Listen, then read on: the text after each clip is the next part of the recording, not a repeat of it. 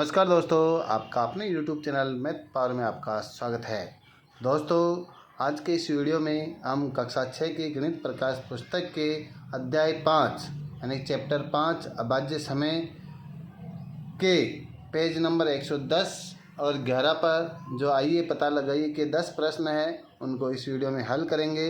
इससे पहले के सभी वीडियो हमने YouTube पर अपलोड कर दिए हैं और इस अध्याय के 2 वीडियो हमने YouTube पर अपलोड कर दिए हैं।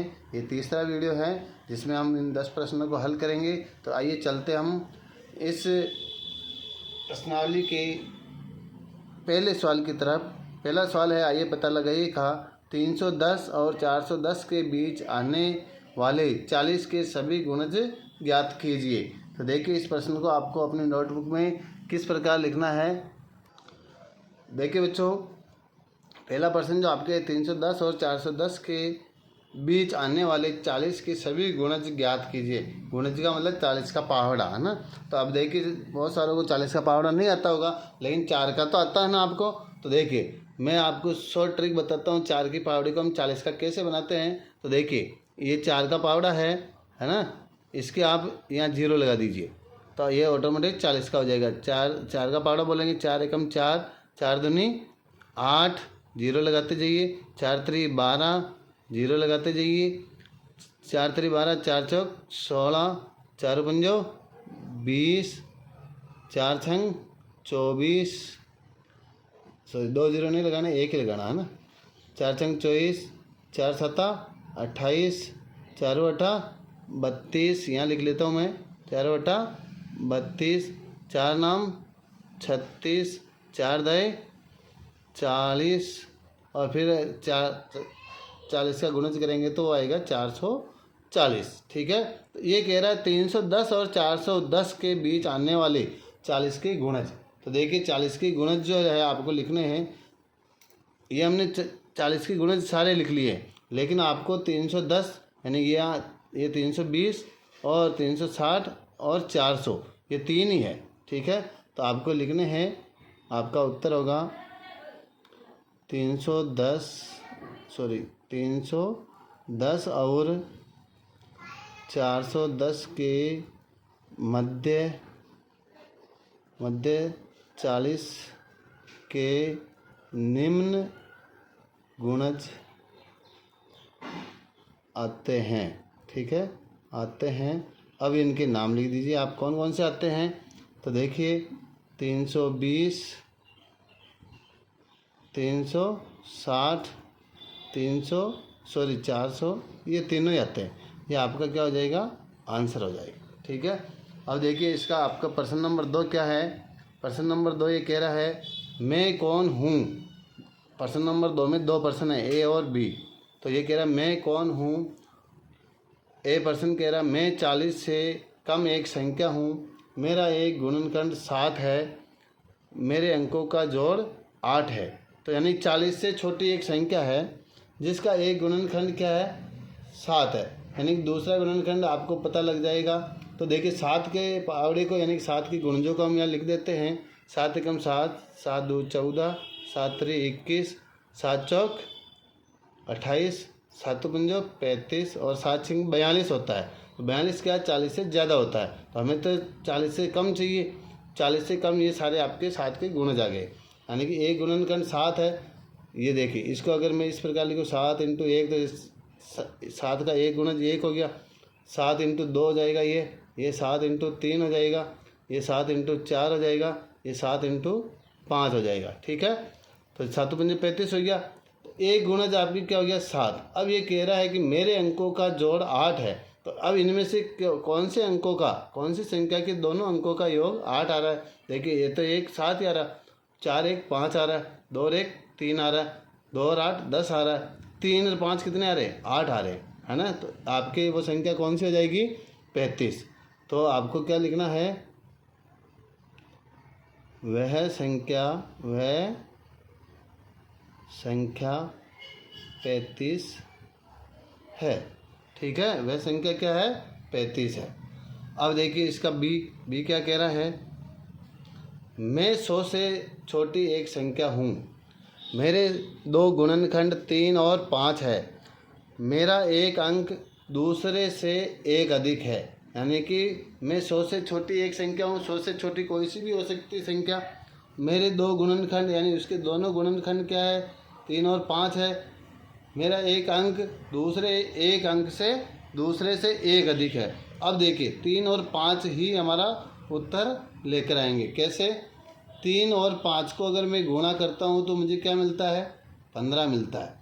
अगर मैं 15 के सभी गुणजों को यहाँ लिख देता हूँ तो देखिए आपका आंसर 15 एकम 15, 15 दूना 30, 15 ती 45, 15 चौक 60, 15 पूर्ण 75, 15 छक्की 90 और 15 सत्ता 105 होता है।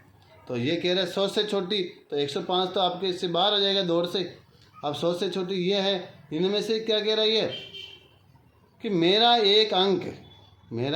एक अंक दूसरे से एक अधिक है। तो यहाँ देखिए ये एक अधिक है क्या, नहीं, इनमें तो 4 का अंतर आ रहा, इनमें 3 का अंतर आ रहा, इनमें 1 का आ रहा है। और इधर से देखते तो यहाँ 9 का अंतर आ रहा, 7 और 5 में 2 का अंतर आ रहा, 6 और 0 में 6 का अंतर आ रहा, इन दोनों में 1 का अंतर आ रहा। यानी कि क्या कह रहा है, मेरा एक अंक, ये एक अंक है तो इस दूसरे से एक अधिक है। तो देखिए ये दूसरा अंक है 4, उससे एक अधिक है कि नहीं है, तो वो संख्या कौन सी है, तो आपको लिखना है वह संख्या 45 है। देखिए ये इस संख्या में इसका एक अंक इसके दूसरे अंक से एक अधिक है कि नहीं है। तो इस प्रकार ये आपका आंसर हो जाएगा। हाँ, तीसरा प्रश्न आपका, एक संख्या जिसके सभी गुणनखंडों का योग उस संख्या से दुगना हो संपूर्ण संख्या या परफेक्ट नंबर कहलाती है। ठीक है, यानी ऐसी संख्या जिसके सभी जो गुणनखंड है उनका योग उस संख्या से क्या हो जाता है, दुगना हो जाता है, डबल हो जाता है, तो संपूर्ण संख्या क्या कहलाती है, वो संपूर्ण संख्या कहलाती है या परफेक्ट नंबर कहलाती है। जैसे संख्या 28 एक संपूर्ण संख्या है, इसके गुणनखंड 1, 2, 4, 7, 14 और 28 है। इनका योग 56 है जो कि 28 का दुगना है। 1 से 10 तक के बीच एक संपूर्ण संख्या ज्ञात कीजिए, यानी 1 से 10 के मध्य एक संख्या ऐसी है जो संपूर्ण संख्या है, यानी कि उसकी सभी गुणनखंडों का योग उस संख्या से दुगना है। तो देखिए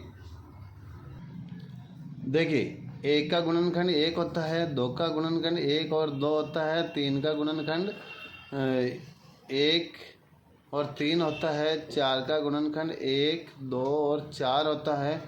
ठीक है, 5 का गुणनखंड 1 और 5 होता है। अब अगर इनको जोड़ते हैं तो ये तो 1 ही आ रहा है, डबल नहीं हो रहा है। ठीक है, 2 से डबल होना चाहिए, तो 2 और 1 कितने हो रहे हैं, 3 हो रहे हैं, ये भी डबल नहीं हो रहा है। ये 1 और 3 कितने हो रहे हैं, 4 हो रहे हैं, ये भी 3 का डबल नहीं हो रहा है। 4 का देखिए 4, 2, 6, 1, 7 हो रहा है, तो ये 4 से डबल नहीं हो रहा, 8 होना चाहिए।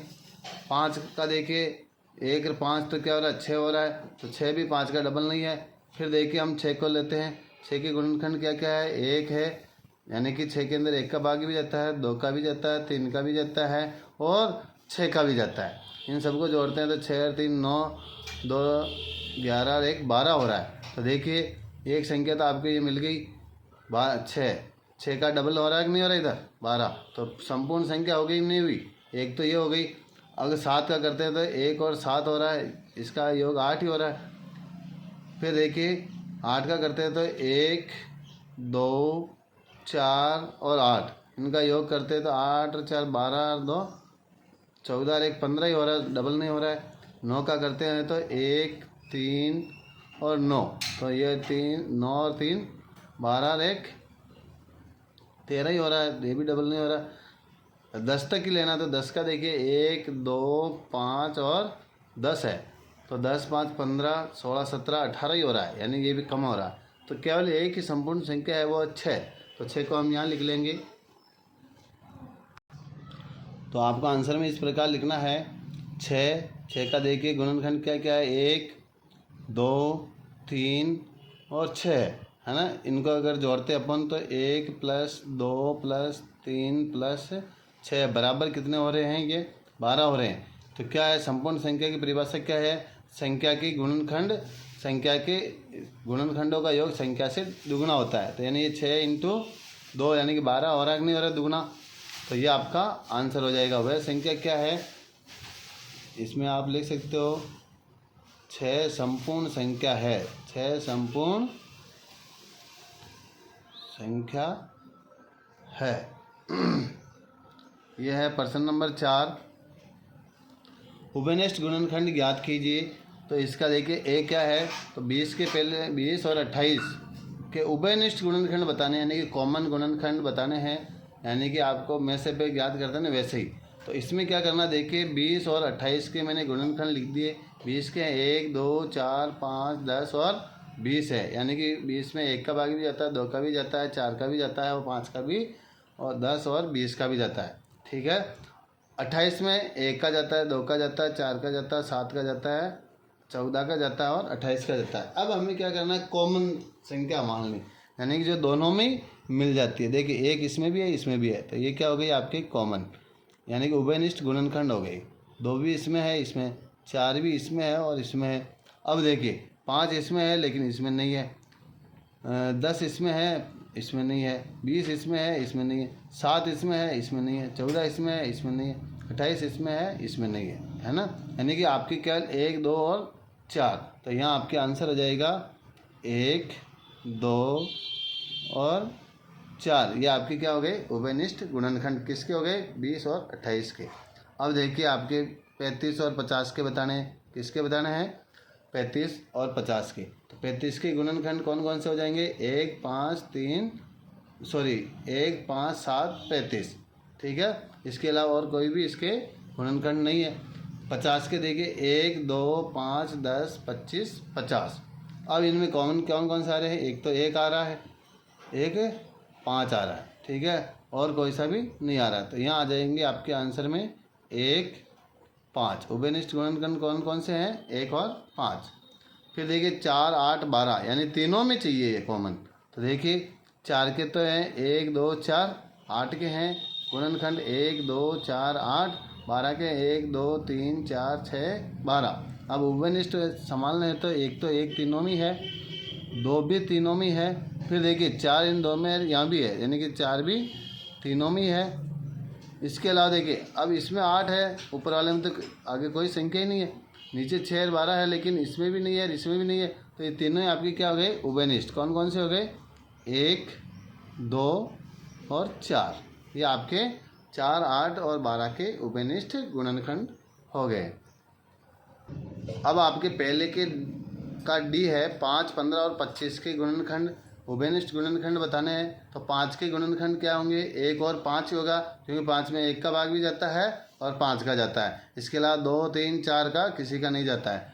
15 का देखिए 1 3 5 15, यानी कि 15 में 1 का 3 का 5 और 15 का भाग ही जाता है। इसके अलावा किसी भी संख्या का भाग नहीं जाता है। 25 का देखिए 1 5 25। ठीक है, इनके अलावा किसी का भाग नहीं जाता है। अब कॉमन कौन कौन सी संख्या है, देखिए 1 तीनों में है, फिर देखिए 5 इसमें भी है, इसमें भी है और इसमें भी है। अब देखिए 3 इसमें है, लेकिन ऊपर तो कोई संख्या बची नहीं, तो ये बाकी सब ऐसे ही हो जाएगी। तो यहाँ कॉमन कौन कौन सी आई, 1 और 5। ठीक है। अब है प्रश्न नंबर 5। आपका नेक्स्ट क्वेश्चन है प्रश्न नंबर 5। देखिए 3 ऐसी संख्याएं ज्ञात कीजिए जो 25 की गुणज है लेकिन 50 की नहीं है। तो अब देखिए अगर हम 25 का पावड़ा लिखते हैं या गुणज लिखते हैं तो उसमें 50 के गुणज भी शामिल होते हैं। ठीक है, तो हमें उनको अलग अलग करके लिखना है। तो देखिए मैं पहले 25 की गुणज लिख देता हूँ, यानी कि 25 का पावड़ा लिखता हूँ। तो देखिए 25 एक का तो 25, 25 2 50, 25 3 75, 25 चौक 100, 25 पंजो 125, 25 छक्का 150, 25 साता 175, 25 आठा 200। तो हमें 3 लिखनी है तो लगभग इसमें काम हो जाएगा। अब मैं 50 की लिख देता हूँ। देखिए 50 की देखिए 50 एक कम 50, 50 दूना 100, 50 दिया 150, 50 चौक 200, 50 पंजो 250, लगभग इसमें अपना काम हो जाएगा। अब देखिए इनमें हम क्या है जो कॉमन है जो 25 के गुणज वही लिखने हैं हमें। तो यहाँ क्या लिखने हैं, 25 के गुणज लिखने हैं, गुणज। और शर्त क्या है, उसमें 50 के गुणज नहीं आने चाहिए। 25 के गुणज, तो देखिए 25 के गुणज में एक तो 25 आ ही गया, ठीक है, एक। फिर देखिए ये 50 तो 50 के गुणज में आ रहा है, इसको छोड़ देंगे। फिर 75 75 वाला ले लेंगे, ठीक है। फिर 125 वाला ले लेंगे। 3 लिखने हैं तो 3 तो यहाँ हो गए, लेकिन हम 25 को नहीं मानते हैं तो एक आगे और ले लेते हैं। आगे कौन सा आ जाएगा, 175 आ जाएगा। तो ये आपका आंसर हो जाएगा। इस प्रकार आपको लिखना है। अब है आपके प्रश्न नंबर 6। अंशु और उसके मित्र 2 संख्याएं लेकर इडली वड़ा खेल खेल रहे हैं। दोनों संख्याएं 10 से, किससे है ये, 10 से छोटी है। पहली बार यदि कोई इडली वड़ा कहता है तो वह संख्या 50 के पश्चात आती है।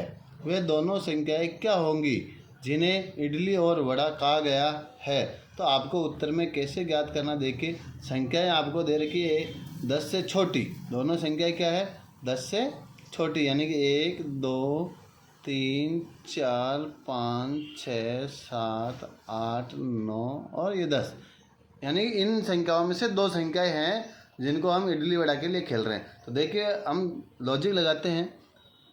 अगर मैं एक को सबसे बड़ी संख्या 10 से गुणा करता हूँ, एक क्या सबसे छोटी संख्या इन संख्याओं में, तो 10 ही आएगा। 2 से करता हूँ तो 20 आएगा, 3 से करता हूँ 30 आएगा, ठीक है ना। और क्योंकि हमें तो 50 से बड़ी चाहिए। 4 से करता हूँ तो 40 आएगा। अगर 4 को मैं 9 से करूँगा 36 ही आएगा, यानी 40 से छोटा आएगा। 5 को करता हूँ तो 50 आ जाएगा। 6 से करता हूँ तो 60 आएगा। तो 60 से पहले और कौन सी आ सकती है, तो 9 से करके देख लेते 6 को, तो 6 नाम 54 आएगा।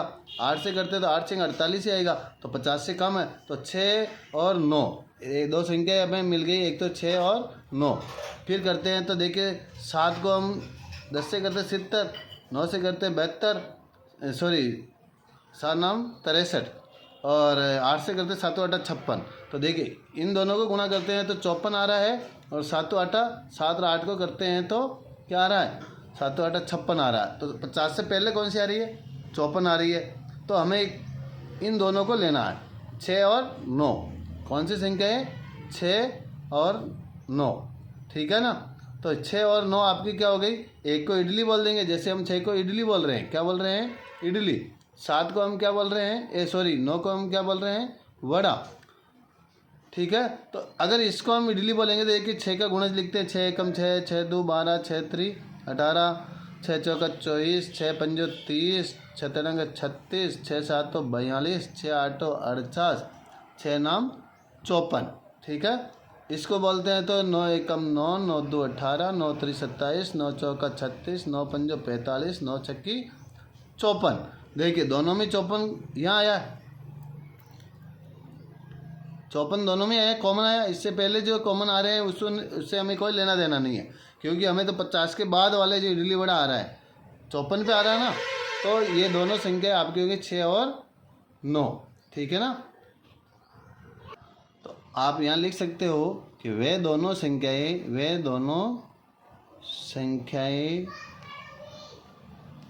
6 और 9 होगी। ये आपका आंसर हो जाएगा, ठीक है, 6 और 9।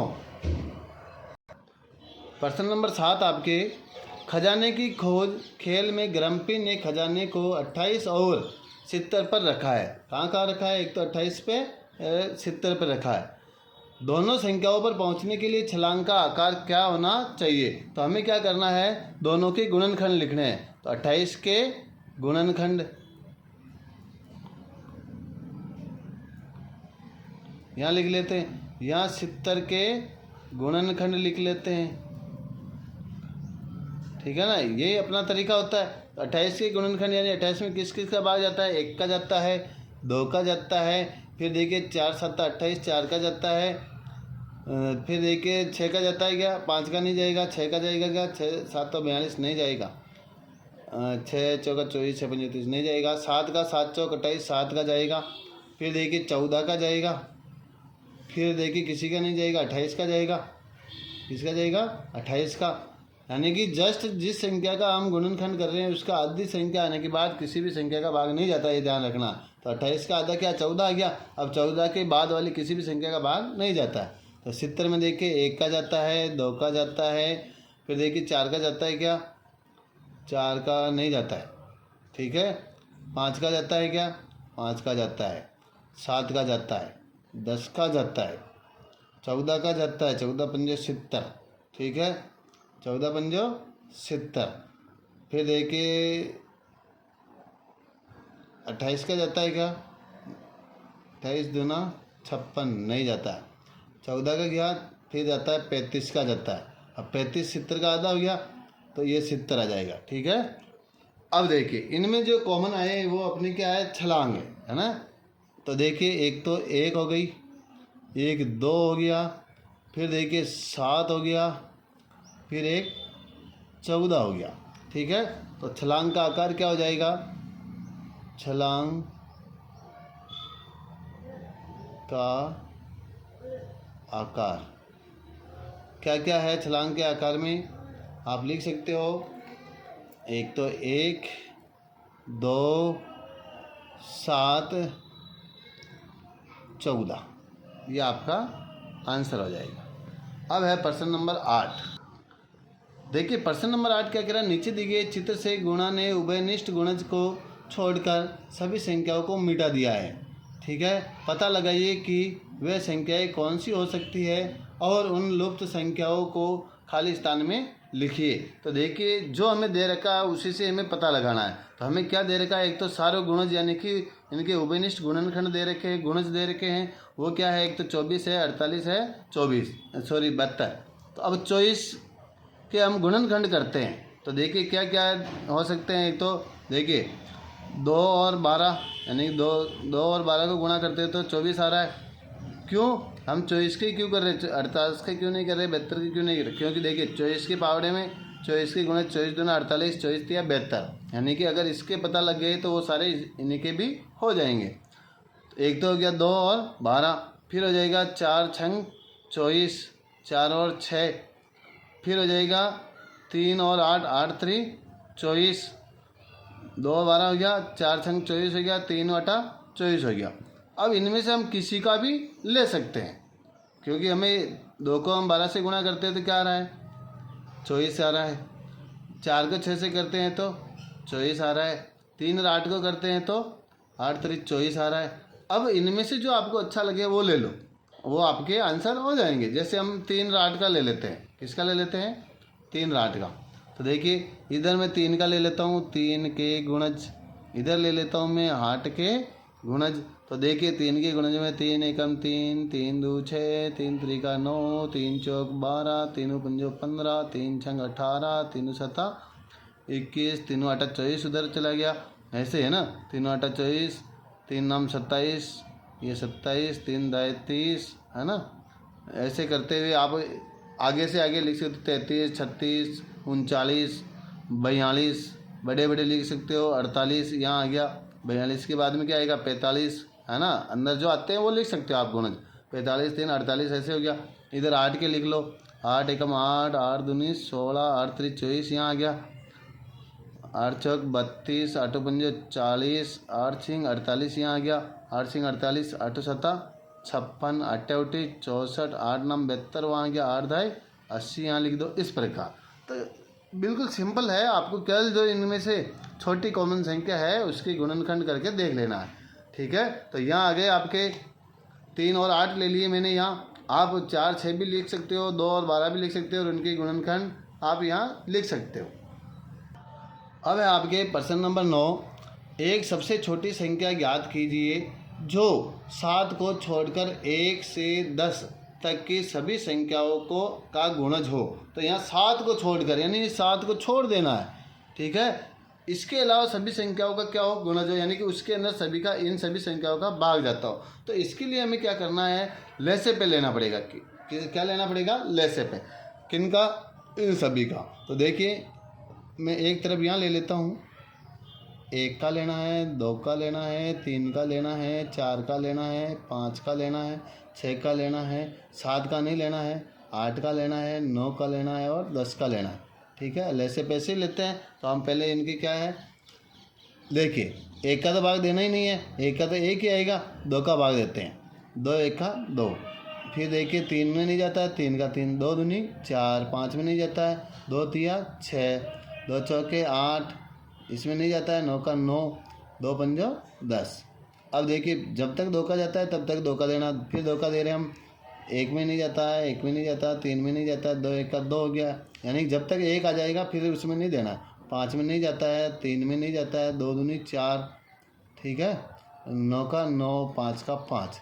फिर हम एक बार और दो का दे देंगे तो यहाँ एक हो जाएगा, यहाँ भी एक हो जाएगा, तीन का तीन, एक का एक, पाँच का पाँच। जिसमें भाग नहीं जाता है उसे ऐसे के ऐसे उतार देते हैं। दो में जा रहा है एक बार, नौ में नहीं जाता है, पाँच में जाता। अब देखिए दो से बड़ी अभाज्य संख्या कौन सी है, तीन। अब तीन का दे देते हैं, एक का एक, एक का एक, तीन एक का तीन, एक का एक, पाँच का पाँच, तीन एक का तीन, एक का एक, तीन तरह का नौ, पाँच का पाँच। अब देखिए फिर हम किसका देंगे, अब देंगे तीन का, क्योंकि तीन बचा हुआ अभी तक, एक का एक, एक का एक, एक का एक, एक का एक, पाँच का पाँच, पाँच में भाग नहीं जाता, एक का एक, एक का एक, तीन एक का तीन, अब पाँच। अब देखिए हम पाँच का दे देते हैं, तो देखिए यह सभी एक एक आ गया ना, एक एक एक एक, पाँच एक का पाँच, एक एक एक, पाँच एक का पाँच, यानी सभी क्या आ गए आपके, एक एक आ गए। अब क्या करना, जो इधर वाली संख्या आई उन सबको हम गुणा कर लेंगे। क्या कर लेंगे, गुणा। तो देखिए एक दो तीन, दो तो कितनी बार आए, तीन बार, तो दो इंटू दो इंटू दो इंटू तीन कितनी बार आए, दो बार, तीन इंटू तीन इंटू पाँच कितनी बार आया, एक बार, ठीक है। तो अब इसको चाहे इधर से गुणा करो चाहे इधर से गुणा करो, आपका आंसर हो जाएगा। जैसे पाँच को मैं करता हूँ तीन से, पाँच तरी 15, 15 ती 45, 45 दूना 90, 9 दूनी 18, 18 दूना 36, 360। यानी वह संख्या क्या है आपके 360। जो 7 को छोड़कर सभी का भाग दोगे तो पूरा पूरा चला जाएगा, ठीक है। तो वह संख्या 360 है। इस प्रकार आपको करना है। अब देखिए प्रश्न नंबर 10। प्रश्न नंबर 10 भी ऐसा कैसे ही है। इसमें क्या कह रहा है, एक सबसे छोटी संख्या ज्ञात कीजिए जो 1 से 10 तक की सभी संख्याओं का गुणज हो। सभी संख्याओं का गुणज का मतलब सभी का हमें लेसे पे लेना। ये क्या आया, ऊपर जो हमने लिया है लेसे पे लिया, क्या लिया, लघुत्तम समापरिवर्तक बोलते हैं इसे। क्या बोलते हैं, लघुत्तम समापरिवर्तक, ठीक है। अब यहाँ इसमें 7 को भी शामिल करना है, तो हम क्या करेंगे, सीधा शॉर्ट तरीका है कि हमने 7 को छोड़कर जिन सभी का लेसे पे लिया है ना, उस लेसे पे को 7 से गुणा कर देंगे तो हमारा आंसर आ जाएगा। तो हम यहाँ कर लेते हैं, उत्तर में आपको लिखना है, या आप चाहो तो फिर से इन सभी का लेसे पे निकाल सकते हो, ठीक है। लेसे पे चाहो तो भी निकाल सकते हो, नहीं चाहो तो आप 360 को 7 से गुणा कर लो तो भी आपका आंसर आ जाएगा, ठीक है। दोनों तरीके आपके पास है। तो यहाँ देखिए हम करेंगे, वह सबसे छोटी संख्या, वह सबसे छोटी संख्या जो या जिसमें 1 से 10 तक की सभी संख्याओं का गुणज है, ठीक है। तो वह संख्या क्या आ जाएगी, 360 इंटू 60, 7 से गुणा कर देंगे तो देखिए 7 0 0, 7 6 42 का 2 हासिल का 4, 7 3 21 4 25। वह संख्या आ गई आपके 2520। इसको आप सही तरीके से लिख लो, वह संख्या 2520 है। ये आपका आंसर हो जाएगा, ठीक है। तो इस वीडियो में आपके 10 प्रश्न है।